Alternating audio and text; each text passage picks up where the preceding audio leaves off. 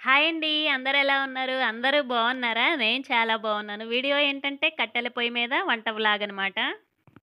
మన ఛానల్‌లో షార్ట్ వీడియోస్‌లో కట్టెల పొయ్యి మీద వంట వీడియోస్ పెట్టానండి. ఆ వీడియోస్ ఏంటంటే ఓన్లీ ఇటిక రాళ్ళ మీద పెట్టి వంట చేశాను. అయితే ఇప్పుడేంటంటే పూర్వ వైభవం వచ్చిందండి మన పొయ్యికి. ఎలా వచ్చిందో ఒకసారి చూద్దామా?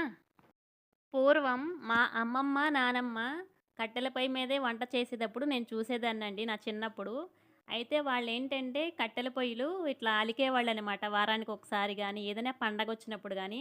ఇక నాకైతే అది గుర్తొచ్చింది. మా ఇంటి ముందు ఖాళీ ప్లేస్‌లో ఒక గేదె పేడ ఏసిందండి. ఆ పేడ చూడంగానే నాకైతే పొయ్యి అలుకుదామని చెప్పి గుర్తొచ్చింది. మా అమ్మమ్మ, నానమ్మ చేసిన పనులైతే గుర్తొచ్చాయి అలకటం.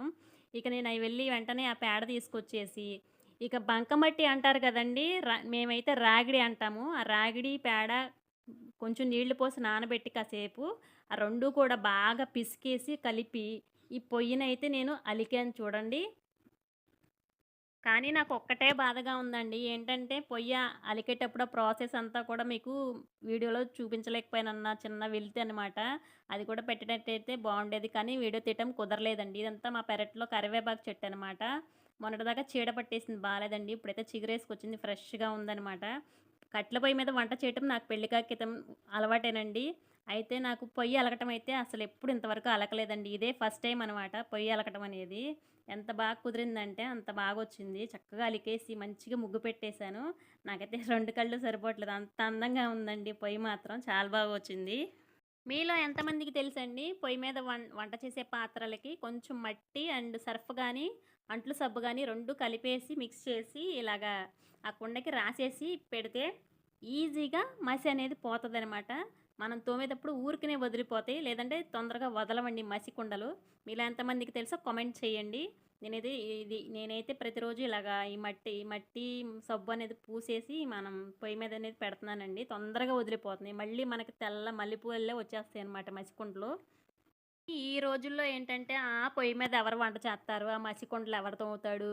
మళ్ళీ ఆ పొగేసుకుంటా పొయ్యిల దగ్గర కూర్చొని ఎవరు వంట చేస్తారని అనుకుంటున్నారండి చాలామంది. కానీ పొయ్యి మీద వంట ఆరోగ్యానికి ఆరోగ్యం అండ్ రుచికి రుచి అనమాట.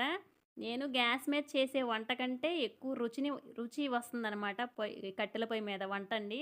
మా వారంటున్నారు, "ఏంటి గ్యాస్ మీద వంట కంటే కట్టెల పొయ్యి మీద కూరలు భలే రుచిగా ఉంటున్నాయి" అని అన్నారండి. నాకు కూడా చాలా రుచి అనిపించిందండి. చాలా బావుంటున్నాయి కట్టెల పొయ్యి మీద వంటలు. ఇంట్లో గ్యాస్ ఉందండి. గ్యాస్ బండుంది. అయినా నాకు పొయ్యి మీద చేయటం కొత్తేమి కాదండి. అలవాటే నాకు కట్టెల పొయ్యి మీద వంట చేయటం. ఇక అయితే మా ఇంటి వైపు ఎనక వైపు భాగంలో వేసవికాలం కదండీ! పొద్దున్నే చల్లగా ఉంటుంది. చక్కగా వాతావరణం బావుంటుంది. ప్లేస్ అది నాకు కూర్చొని చక్కగా వంట చేసుకోవటానికి చాలా బావుంటుందనమాట. కట్టెల పొయ్యి మీద వంట చేయటం. అయితే మా వారికి పొద్దున్నే వంట చేసి బాక్స్ పెట్టాలండి. ఇంక మేము పొయ్యి మీదే వంట చేసి బాక్స్ అయితే కడతన్నాను ఆయనకి. ఇక అన్నం అయిపోయిందండి. ఇక్కడొచ్చేసి అరటికాయ ఇగురు కూర చేస్తున్నానండి. అయితే మీకొకటి చెప్తాను నేను. అది మీలో ఎంతమందికి తెలుసో కామెంట్ చేయండి. అరటికాయలు కానీ, బంగాళదుంపలు కానండి, ముక్కలు కోసేసి నీళ్ళల్లో వేయాలండి. మనం కొంచెం టైం పడుతుంది అనుకున్నప్పుడు కూర వండటానికి. లేదంటే ఊరికే నలుపొచ్చేస్తాయండి అరటికాయ ముక్కలు, బంగాళదుంప ముక్కలు. నీళ్ళలో వేయటం వల్ల అంత నలుపు రావనమాట. ఆ వాటర్ నలపడినా ముక్కలు మాత్రం తెల్లగా బావుంటాయనమాట. ఇక వంకాయ అంటారా? వంకాయ గురించి అందరికీ తెలిసిందే. వంకాయ అయితే కంపల్సరీగా నీళ్ళల్లో ఉప్పేసి వంకాయ ముక్కలు నీళ్ళలో ఎయ్యాలి. లేదంటే వంకాయ ముక్కలు నలుపొచ్చేసి కండ్రొచ్చేస్తాయనమాట. ఇక నాకు తెలిసిన విషయం ఏంటంటే, అరటికాయ ముక్కలు, బంగాళదుంప ముక్కలు మాత్రం కంపల్సరీగా నీళ్ళల్లో వేయాలి. నలుపొచ్చేస్తాయి లేకపోతే. ఇట్లా నీళ్ళలో వేయటం వల్ల ముక్కలనేది బావుంటాయనమాట నలుపు రాకుండా. నేనైతే పొయ్యి మీద వండటానికి 2 కుండలైతే పెట్టుకున్నానండి. ఒక పెద్ద కుండయితే అన్నం వండటానికి పెట్టాను. ఈ చిన్న కుండయితే కూరలు దానిలో వండేసి వేరే గిన్నెల్లోకైతే తీసేసుకుంటున్నానండి. ఇక్కడొచ్చేసి మా వారికి బాక్స్ కడతన్నానండి.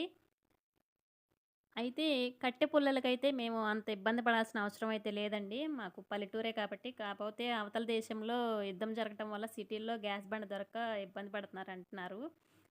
అయినా సిటీలో కూడా ఈ ఇంజెక్షన్ స్టవ్స్ అని అవి చాలా ఉంటాయి గదా! వాటి మీద వాడతారేమో గానీ, కానీ గ్యాస్ లేని కొరతేనండి. స్కూల్‌కి వాటికి ఎళ్ళాల్సుంటది. పిల్లలు వాళ్ళ హస్బెండ్స్ జాబ్‌కెళ్ళాల్సుంటది కదా! కొంచెం ఇబ్బంది పడతారు. గ్యాస్ ఉన్న దారి వేరు కదా సిటీల్లో. ఇక్కడొచ్చేసి టిఫినేస్తన్నానండి అట్లు. నాన్ స్టిక్ ప్యానం ఉందండి పెద్దది ఇంట్లో. అయితే పొయ్యి మీద చిన్న ప్యానం పెట్టి పెట్టాను. చిన్న చిన్నగా ఏస్తన్నాననమాట అట్లు. ఇక మా ఇంటి ముందు ఖాళీ ప్లేస్‌లో తుమ్మ చెట్లవి వచ్చేస్తే, తుమ్మ చెట్లవి కొట్టి పడేశారండి. అయ్యి ఎండిపోయినియనమాట. చాలా పుల్లలున్నయి. అయ్యి ఎవరు పట్టుకెళ్ళట్లేదు. ఇక అలాగే ఉండిపోయినియి. ఇప్పుడైతే మేము ఆ పుల్లల్ని ఇరక్కొట్టుకొచ్చుకున్నామనమాట. ఒకరోజేమో మా అత్తమ్మ, నేనెళ్ళి ఇరుపుకొచ్చుకున్నాం పుల్లల్ని. మా అత్తమ్మ కూడా కట్టెల పొయ్యి మీద వంట చేస్తది. ఆ పుల్లలు అయిపోవచ్చినియి అని చెప్పి, మళ్ళీ ఒకరోజైతే మా వారికి పెయింట్ వర్క్ లేదనమాట. ఇంటి దగ్గరే ఉన్నారు. మళ్ళీ నేను, మా వారు, మా అత్తమ్మ, మా మామగారు మేము నలుగురం ఎళ్లి వాళ్ళకి కావాల్సినయి వాళ్ళు, మాకు కావాల్సినయి మేము అందరం కలిపి ఇరక్కొట్టేసామనమాట పుల్లల్ని. తెచ్చుకున్నాం ఒక రోజునెళ్లి పుల్లలన్నీ. ఇక రోజు వంటవ్వగానే ఆ మసికుండలో నుంచి తీసేసి అన్నం ఒక గిన్నెలో పెడతాను. కూర ఒక గిన్నెలో పెడతానండి. డైరెక్ట్‌గా అయితే మసికుండలో ఇంట్లో పెట్టనండి తీసుకెళ్ళి. వేరే గిన్నెలో తీసేసి ఇంట్లో పెడతాననమాట. ఇక ఇదండి ఈ వీడియో. ఈ వీడియో నచ్చినట్లయితే మన ఛానెల్‌ని సబ్స్క్రైబ్ చేసుకోండి. లైక్ చేయండి, షేర్ చేయండి, కామెంట్ చేయండి. వెళ్తూ వెళ్తూ ఒక చిన్న లైక్ అయితే ఇవ్వండి friends. Thanks for watching. Bye అండి.